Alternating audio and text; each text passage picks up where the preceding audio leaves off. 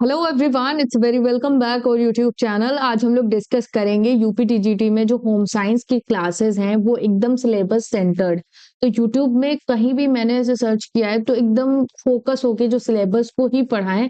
तो ऐसा मुझे ना ही कोई चैनल मिला, ना ही ऐसी कोई प्लेलिस्ट मिली जिससे मुझे अच्छी तरीके से समझ में आए, जिससे मुझे ऐसा लगे कि हाँ मैं इनसे पढ़ूंगी तो मेरा यूपीटीजीटी का जितना भी सिलेबस है वो एक सीक्वेंस वे में, एक स्ट्रक्चर वे में मेरा कंप्लीट हो जाएगा।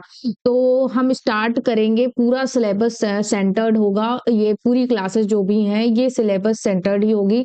अनदर आपको कुछ भी हॉच पॉच इसमें नहीं मिलेगा। तो हम इम्पोर्टेंट पॉइंट्स को ही डिस्कस करेंगे। बेसिकली कॉन्सेप्ट पे ध्यान देंगे कि हम यूं अगर क्वेश्चन देखें तो हमारा आंसर तुरंत ही हमारे माइंड में आ जाए। ठीक है, तो चलिए स्टार्ट करते हैं आज का हमारा इम्पोर्टेंट सेशन, जिसमें हम आज पढ़ेंगे कॉन्सेप्ट ऑफ न्यूट्रिशन, यानी कि पोषण की अवधारणाएं, उसके क्या मतलब होता है, पोषण क्या होता है, उसकी डेफिनेशंस, टाइप्स ऑफ पोषण है ना, कुपोषण, सुपोषण, ये सब क्या है, ये सब कुछ हम यहाँ पे डिस्कस करने वाले हैं। तो चलिए मूव ऑन करते हैं फर्स्ट स्लाइड पर। तो पहली स्लाइड आपके सामने है जिसमें वर्ल्ड हेल्थ ऑर्गेनाइजेशन जो है उसने एक डेफिनेशन दी है जो पोषण की है। इसको ध्यान रखना बेहद जरूरी है कि आखिर क्या डेफिनेशन दिया है। वर्ल्ड हेल्थ ऑर्गेनाइजेशन यानी कि विश्व स्वास्थ्य संगठन के अनुसार पोषण क्या है। तो शरीर की आहार आवश्यकताओं के अनुसार भोजन का सेवन करना ही पोषण कहलाता है। यानी कि ना कम ना ज्यादा, जितना आपकी बॉडी को जरूरत है आप उतना ही भोजन करें। लोग क्या करते हैं कि खाना अच्छा लगता है तो ज्यादा ज्यादा खाने में लग जाते हैं, तो ऐसा नहीं करना चाहिए। बेसिकली इससे क्या होगा कि आप में ज्यादा खाना जाएगा और उसके कुछ इफेक्ट भी हैं। यानी कि अगर आप कम या ज्यादा, दोनों चीजों के अपने अपने कॉसेस हैं, यानी उनका अलग अलग इफेक्ट पड़ता है। अगर आप खाना ज्यादा खा लेते हैं जरूरत से ज्यादा, उसका भी स्वास्थ्य पर बुरा असर पड़ता है। और अगर अपने भूख से आपको कम मिलता है खाना तो उसका भी स्वास्थ्य पे बुरा असर पड़ता है। तो बेसिकली ये कहना था कि शरीर की आहार के अनुसार, शरीर को आहार के आवश्यकता के अनुसार भोजन का सेवन करना ही पोषण कहलाता है। बेसिकली हमको जितनी जरूरत है फूड की उतना ही हम खाएं, वही न्यूट्रिशन कहलाएगा। सही पोषण, संतुलित आहार और नियमित शारीरिक गतिविधियां अच्छे स्वास्थ्य की नींव है। यानी कि जो सही पोषण होता है, संतुलित आहार होता है, और वही जो हमें नियमित, यानी कि जो हम डेली वर्क करते हैं, डेली फिजिकल एक्टिविटीज करते हैं, उन सब के लिए और एक अच्छे जो हेल्थ के लिए बेस होता है पोषण, अच्छा पोषण, संतुलित आहार। ओके, तो ये होता है वर्ल्ड हेल्थ ऑर्गेनाइजेशन के अनुसार हमने पोषण समझ लिया क्या है। तो चलिए अब मूव ऑन करते हैं नेक्स्ट स्लाइड की तरफ। देखिए न्यूट्रिशन का पूरा पिरामिड है कि आपको क्या क्या कितना कितना खाना चाहिए। यानी कि अगर आप यहाँ पे मांस मच्छी खाते हैं, यानी कि नॉन वेज खाते हैं, तो आपके लिए 15% ये सारी चीजें होनी चाहिए। अगर वेजिटेरियन है तो आपको ये सारी चीजें लेना पड़ेगा।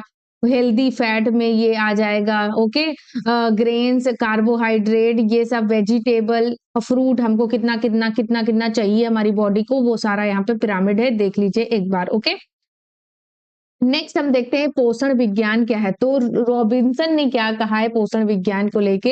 रॉबिन्सन एक हमारे वैज्ञानिक थे, तो उन्होंने बोला कि पोषण विज्ञान भोजन, उसमें मौजूद पोषक तत्वों और अन्य पदार्थों, उनके कार्यों, उपयोग और स्वास्थ्य व रोगों के बीच संबंधों का अध्ययन करता है। ठीक है, यानी कि पोषण विज्ञान वह है जो कि हमारे फूड में, ठीक है, यानी कि हमारे पास जो भी फूड है तो उसमें कौन कौन से, यानी कार्बोहाइड्रेट और हमारा फैट, ठीक है, विटामिन, ये सारी चीजें हैं, तो उनका अध्ययन करता है और उनके कार्यों का। अब देखिए कार्बोहाइड्रेट क्या करता है हमारे में, बॉडी के अंदर ऊर्जा, सडन हमको अगर तुरंत ऊर्जा चाहिए तो हम कार्बोहाइड्रेट लेते हैं।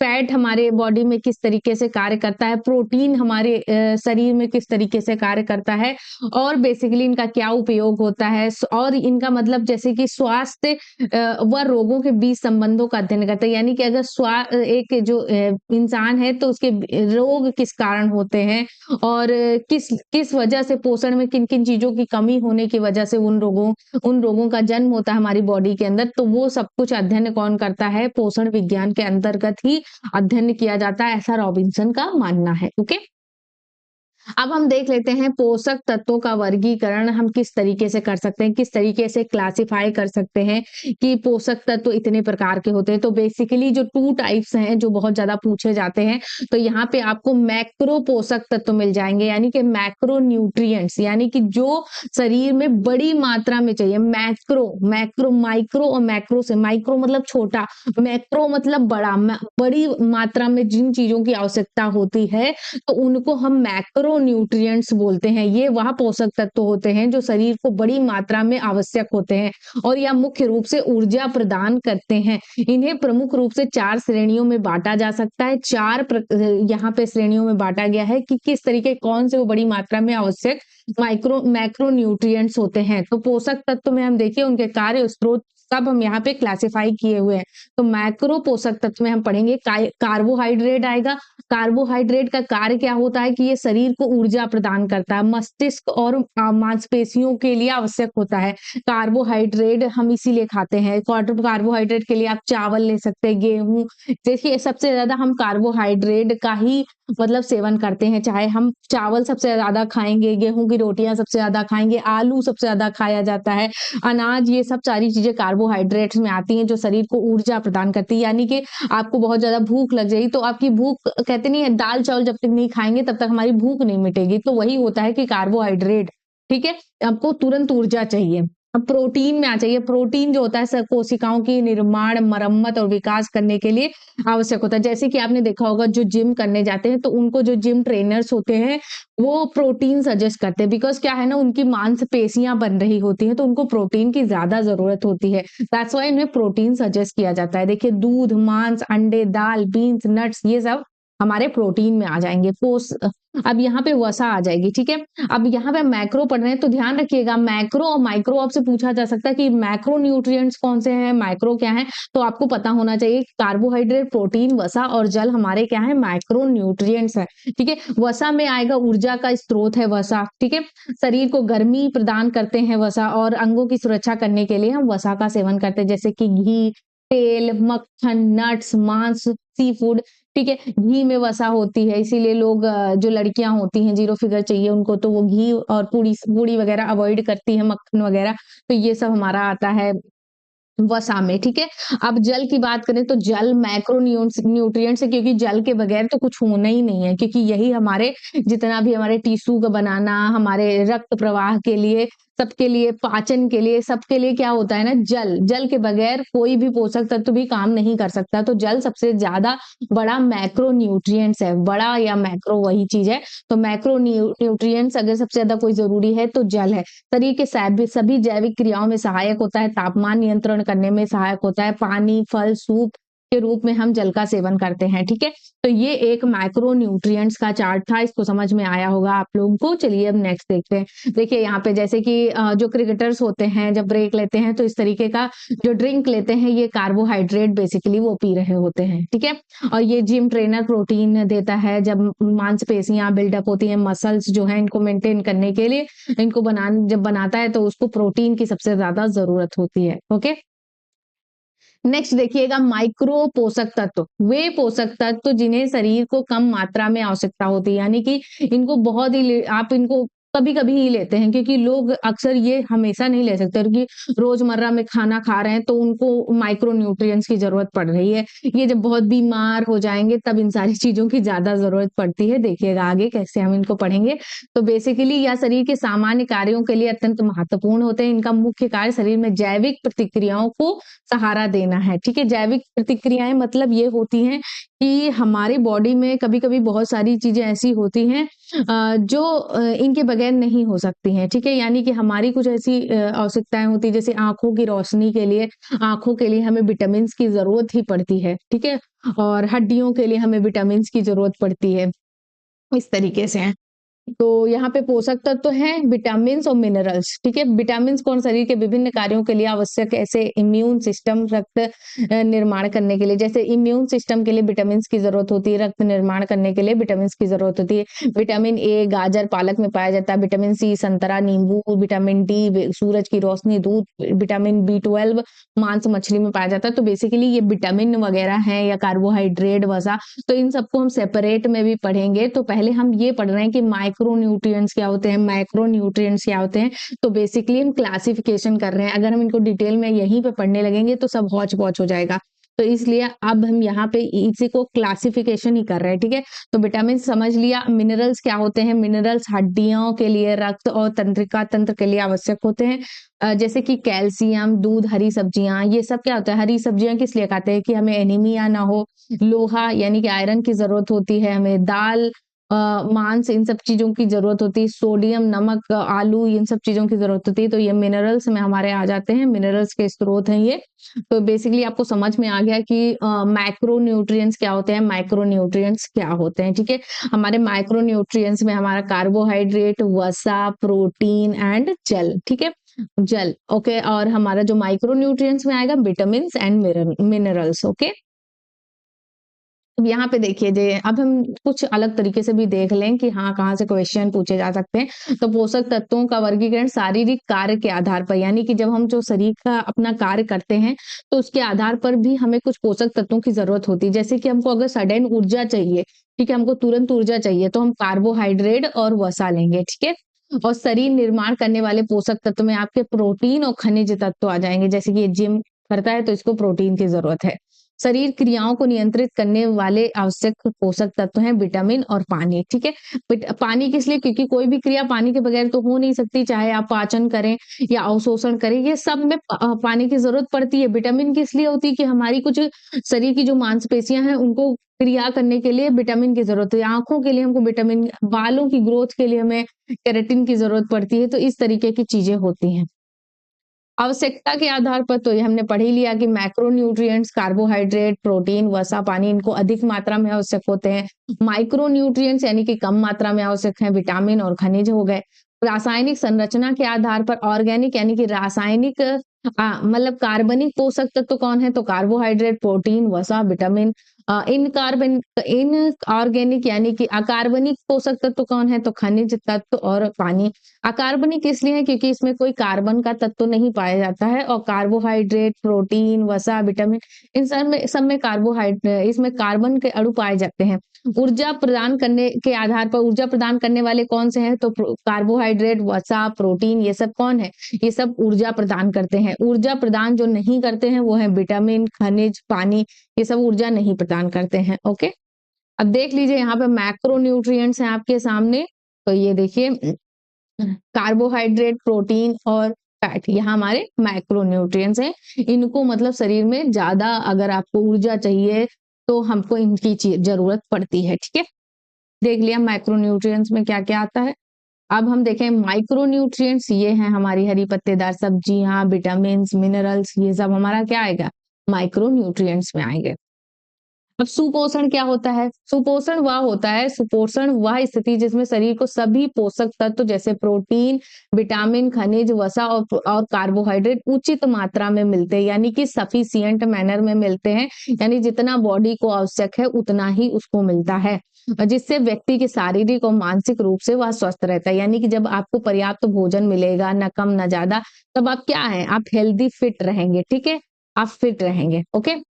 सुपोषण के लाभ क्या है, यानी कि अगर आपको अच्छा खाना मिल रहा है तो आपका सही तरीके से विकास और वृद्धि होगा, ठीक है। ग्रोथ एंड डेवलपमेंट में जरूरी है। रोग प्रतिरोधक क्षमता, इम्यून सिस्टम काफी मजबूत होगा, आप रोग के प्रति लड़ पाएंगे। यानी कि अगर आपके क्या होगा, जरा सा भी आपके बुखार आया नहीं कि आप एकदम पूरा एनर्जी थोड़ा सा फेस ही नहीं कर पा रहे हैं आप चीजों को, तो वही रोग प्रतिरोधक क्षमता होगी। यानी कि आपको अगर कोई भी बीमारी हो तो आपको नहीं जल्दी होगी।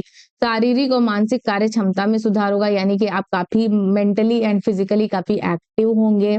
और ऊर्जा स्तर बढ़ता है, यानी कि आप काफी ज्यादा एक्टिव रहेंगे हर काम में। बीमारियों से बचाव करने में मदद करता है, यानी कि जब आप अच्छे विटामिन लेंगे, अच्छा फूड खाएंगे, तो आप क्या होना, आपका इम्यून सिस्टम अच्छा होगा। इम्यून सिस्टम अच्छा होगा तो आप बीमारी से बचे रहेंगे, ठीक है। और सुपोषण के लिए आवश्यक उपाय क्या है कि आप क्या क्या खाएं, तो संतुलित आहार, यानी कि ना कम ना ज्यादा, एक बैलेंस डाइट का सेवन करें, ठीक है, जिसमें सभी पोषक तत्व सही मात्रा में हो। ताजे फल खाएं, यानी बासी फल ना खाएं, ताजे फल, ताजी सब्जियां खाएं, ठीक है। सब्जियां धो के खाएं, क्योंकि उसमें अक्सर क्या होता है कि आजकल तो इंजेक्शन वाली सब्जियां आती हैं, तो अच्छे से उनको बॉईल वॉईल करके खाएं, ठीक है। अनाज अच्छे से खाएं, ठीक है, और प्रोटीन खाएँ, प्रोटीन के लिए दाल, अंडे आदि का सेवन कर सकते हैं। सही समय पर भोजन खाएँ। देखिए क्या करते हैं लोग ना, उनका खाने-पीने का सही टाइम नहीं है, तो दैट्स व्हाई कि उसका भी खराब इफ़ेक्ट पड़ता है हमारी बॉडी के ऊपर।